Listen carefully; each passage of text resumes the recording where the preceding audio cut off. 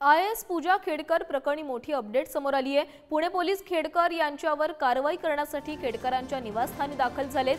गाडीवरील दिवा आणि पाटीची ही चौकशी होणार आहे। मोटर वाहन नियम कायद्याअंतर्गत त्यांच्यावर कारवाई होणार आहे। वाहतूक नियम तोडल्याप्रकरणी ऑडीवर 21,000चा दंडही आकारला गेला आहे।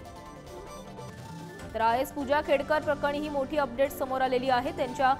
त्यांच्यावर कारवाई केली जाणार आहे। तसंच मोटर वाहन कायद्याअंतर्गत त्यांच्या गाडीवरही दंडाची कारवाई करण्यात आलेली आहे। त्यांनी ऑडीवर लावलेल्या लाल दिव्यासंदर्भात देखील चौकशी केली जाणार आहे। IAS पूजा खेडकर यांच्यावर अनेक गंभीर आरोप करण्यात आलेले आहेत आणि त्याच संदर्भात आता त्यांची चौकशी होणार आहे। गाडीवरील दिवा आणि पाटीचीही चौकशी केली जाणार आहे।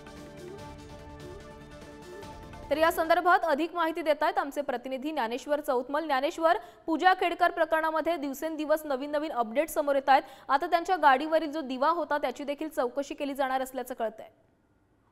यासाठी म्हणून पोलीस जे आहेत ते खेडकर यांच्या निवासस्थानी पोहोचले होते। बाणेर परिसरामध्ये खेडकर यांचं घर आहे आणि या घराच्या परिसरात जेव्हा पोलीस दारावर पोहोचले तेव्हा दार जे आहे ते कोणी उघडलं नाही। घरातून पूजा खेडकर यांची आई बाहेर आली पण त्यांनी दरवाजा उघडला नाही।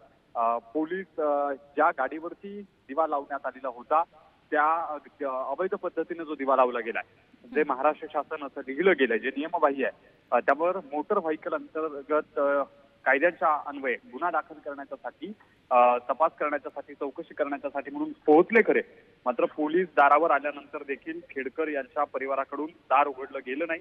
आपण बघतोय की या गाडीवर कारवाई करण्यासाठी म्हणून पोलीस या ठिकाणी आल्याचं सांगतायत, पण अजूनही दार जे आहे ते उघडलं जात नाही। बघावं लागणार आहे काय नेमकी प्रतिक्रिया किंवा प्रतिसाद खेडकर यांच्या कुटुंबियांकडून दिला जातो।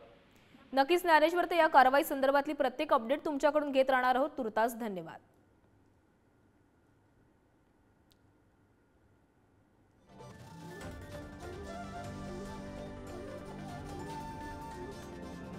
जेव्हा गाडी भेटेल तेव्हा आम्ही तुम्हाला अडवलं कोणी मी तुम्हाला काय बोलू शकत नाही। कारवाई करू दे, तुम्हाला बोलेल मी काय